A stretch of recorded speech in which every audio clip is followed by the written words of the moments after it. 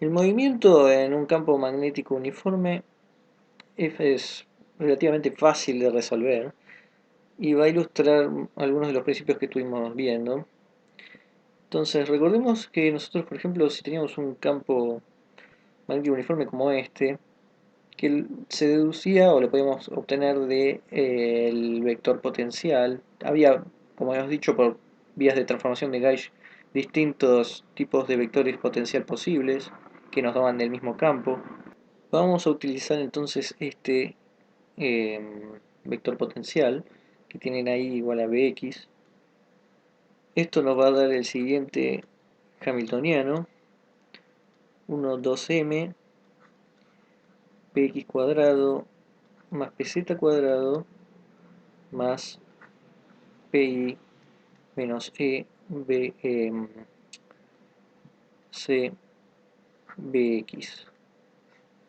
Bueno, tiene que ver con lo que habíamos visto, ¿no? Nada más que en ahí tenemos el bx, ¿no? De ahí viene. Así tenemos entonces el hamiltoniano. Entonces, como en el resto tenemos un 0, quedan solo los pi's, px y pz al cuadrado.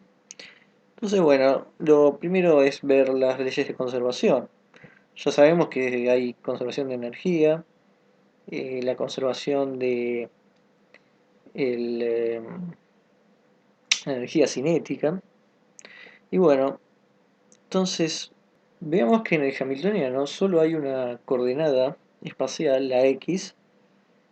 Esto significa que cuando trabajemos las ecuaciones de Hamilton, vamos a encontrar que p de x no se va a conservar, pero que pz y pi se van a conservar. Por esto que hemos dicho si tenían o no las variables en el hamiltoniano o no. Tiene que ver con las coordenadas cíclicas. La relación ya la habíamos visto entre coordenadas cíclicas y la conservación. Bueno, entonces lo que vamos a ver ahora es lo que dijimos. Tenemos la x, ahí no va a haber conservación de px, pero luego en pz y pi puede haber, ya que no están las coordenadas. Entonces, utilicemos las ecuaciones de Hamilton. Qi punto es igual a dh de pi y pi punto es igual a dh de qi, y hay un menos ahí. Entonces así nos quedan, así son, digo, las ecuaciones de Hamilton, y hay que aplicarlas a esto. Entonces, por ejemplo, nosotros tenemos que en el caso de z punto es igual a la derivada de h en función de pz. Pz, si diríamos todo esto en función de pz, tenemos este 2 que baja, se cancela con este 2 y queda pz sobre m, es decir, que m por z punto es igual a pz del momento lineal ordinario de siempre. ¿Qué va a pasar con i punto? Bueno, esto tiene que ser igual a dh de pi. En este caso, pi lo tenemos acá. Y todos estos términos no nos importa. Acá me olvidé un cuadrado. Ahora sí. Todos estos términos no nos importa. Este sí. Entonces, cuando derivemos, va a bajar el 2. Se cancela con el 2. Hay un m. Va a quedar pi menos ezbx dividido m. Pasando entonces el m, queda mi punto igual a pi menos sbx.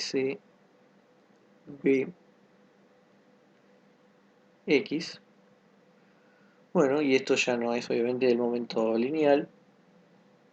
Ya tenemos un término más. Si despejamos pi, nos queda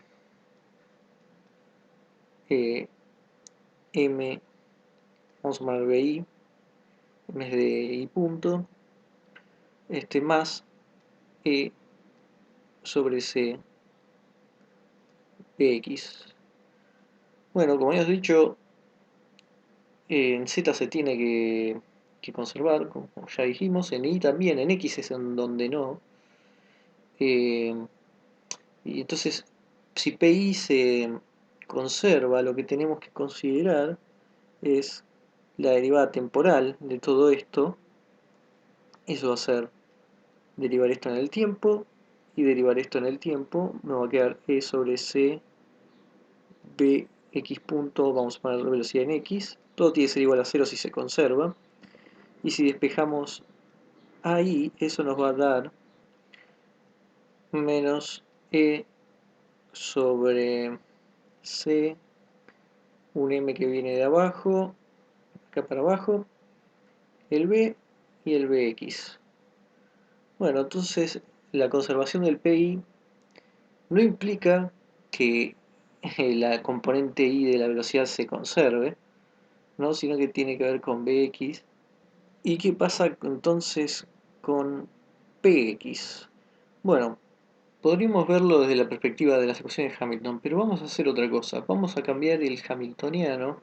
En vez de hacerlo con esto, vamos a hacerlo con el otro vector potencial que teníamos, donde teníamos en AX menos BI, que nos daba el mismo B, el mismo campo magnético. O sea que vamos a hacer una transformación de gauge. Eso nos va a dar un hamiltoniano un poquito distinto. Va a cambiar el signo y en vez de estar aplicado ahí va a estar aplicado a X porque el cambio estaba acá. Bueno, el hamiltoniano que obtenemos es 1 sobre 2m. Como dijimos entonces, la influencia va a estar en X, en Px. Y ahora va a haber un más. Bi al cuadrado más Pi al cuadrado más Pz al cuadrado. Bueno, a' X era igual a menos Bi, a' I era 0 y a' Z es 0. Y ahí que viene que está el I, esto en X. Bueno, ahora el hamiltoniano no depende de X, depende de Y. Y esto significa que ahora P de X sí se va a tener que conservar, ¿no? Y no P de Y. Entonces, ya habíamos visto antes lo que pasaba en el caso de PZ y de PI. Pero ¿qué va a pasar en este caso con PX y PI? Bueno, PX en este caso, con este hamiltoniano, nos va a quedar MBX menos ECBI. Haciendo exactamente lo mismo que hicimos con PI, el anterior, que nos daba MBI más SBX. Acá cambia el signo, ¿no? Y aparece el I. Entonces la conservación de PX, derivando va a aparecer una X, acá el BI, y haciendo lo mismo que hicimos antes, despejando la X, nos va a quedar E sobre MBC por BI. Entonces, ¿qué pasó entonces? Cuando hicimos una transformación de gauge, las componentes de P en general cambiaron, y entonces cambió lo que ahora se conserva, las distintas componentes de P, solo por la transformación de gauge. Uno lo que puede ver es que a lo que llegamos en definitiva, pasando algunos términos y reinterpretando algunas cosas, es que estas son las ecuaciones de movimiento de Newton-Lorentz, o sea, de la fuerza de Lorentz, que habíamos derivado antes, ¿no? Acá, bueno, justo estamos la coordenada X de la aceleración, pero poniendo bien lo que tenemos en BZ y en BI, llegamos exactamente a lo mismo. Bueno, entonces la invariancia de Gauge es muy importante.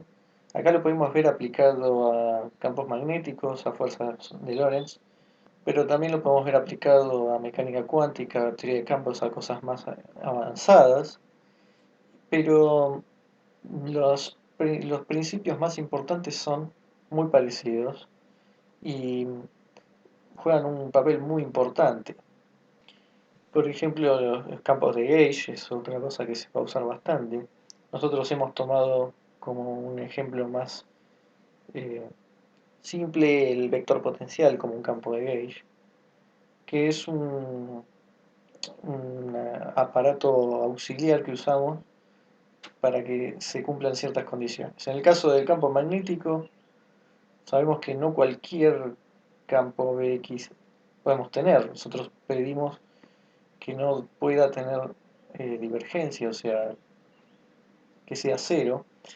Y para asegurarnos de eso, escribimos el campo magnético como el rotor de algo que llamamos A, el vector potencial, porque automáticamente de esa forma no puede tener divergencia. Entonces cuando nuestro B pasa a ser igual a el rotor de algún A, entonces podemos asegurarnos que nuestro B va a cumplir lo que le pedimos. Pero cuando le pedimos eso, aparece lo que dijimos, varios A pueden cumplir para un mismo B. Eso hace que necesitemos, o sea, al tener distintos A's, distintos campos de gauge para hacer la descripción del B, no hay forma de evitarlo en cuanto a la formulación hamiltoniana ni lagrangiana, porque eso depende de A. Nosotros cuando teníamos acá las ecuaciones, acá tenemos el A, ¿no? Implícito, acá más explícito. Esto nos dice que necesitamos el campo de gauge y los utilizamos para llegar a las ecuaciones de movimiento. No es la única forma de llegar, pero en la formalización que utilizamos lo necesitamos. Y son abstractos y no son intuitivos, pero a pesar de eso uno puede cambiarlos sin que cambie la física, ¿no? Tomamos dos campos de gauge distintos y la física que tiene que escribir, que es el campo magnético, tiene que ser el mismo. Utilizamos distintas transformaciones de gauge y entonces el fenómeno físico no cambió y eso es la invariancia de gauge. Entonces, los campos de gauge no pueden ser reales porque los podemos cambiar y no molesta la física, pero por otro lado, no podemos expresar de esta forma las leyes de la física sin los campos de gauge. Es decir, que son necesarios para la formalización, a pesar de que no me cambie un experimento cambiar de un campo a otro. Y bueno, pero al ser importantes para la formalización, tiene cierta importancia abstracta, teórica, que es importante para todo esto. Las leyes de la física necesitan campos de gauge, pero los fenómenos físicos son invariantes de gauge. Pero bueno, esto es lo que se puede ver en mecánica clásica, pero después se va a reutilizar mucho y va a ser todavía más importante.